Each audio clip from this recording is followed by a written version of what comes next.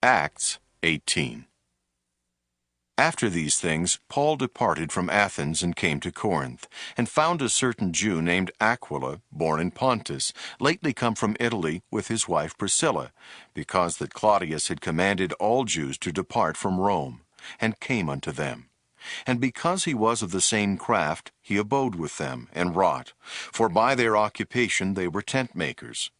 And he reasoned in the synagogue every Sabbath, and persuaded the Jews and the Greeks. And when Silas and Timotheus were come from Macedonia, Paul was pressed in the Spirit, and testified to the Jews that Jesus was Christ. And when they opposed themselves and blasphemed, he shook his raiment, and said unto them, Your blood be upon your own heads. I am clean. From henceforth I will go unto the Gentiles.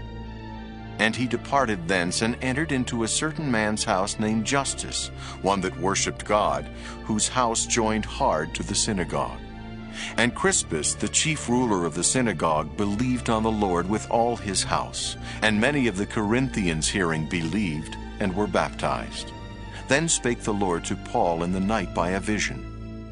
Be not afraid, but speak, and hold not thy peace, for I am with thee, and no man shall sit on thee to hurt thee, for I have much people in this city.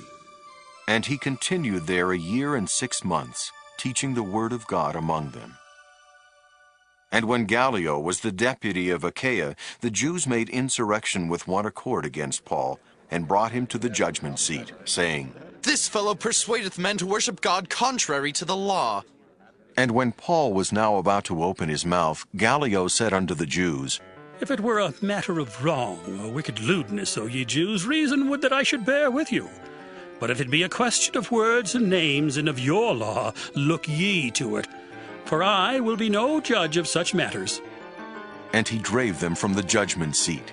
Then all the Greeks took Sosthenes, the chief ruler of the synagogue, and beat him before the judgment seat. And Gallio cared for none of those things.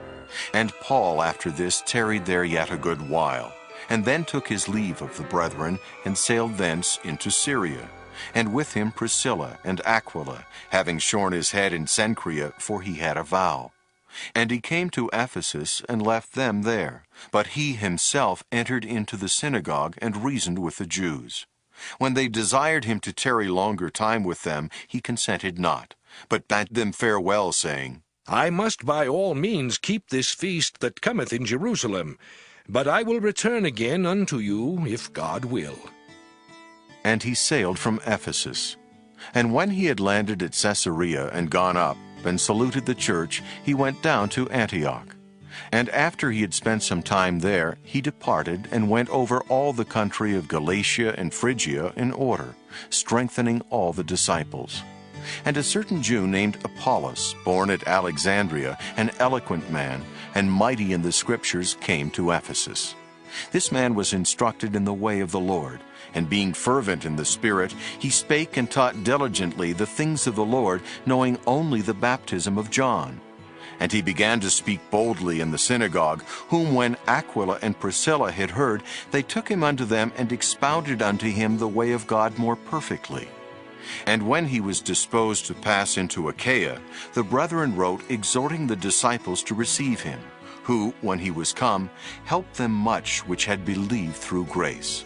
For he mightily convinced the Jews, and that publicly, showing by the Scriptures that Jesus was Christ.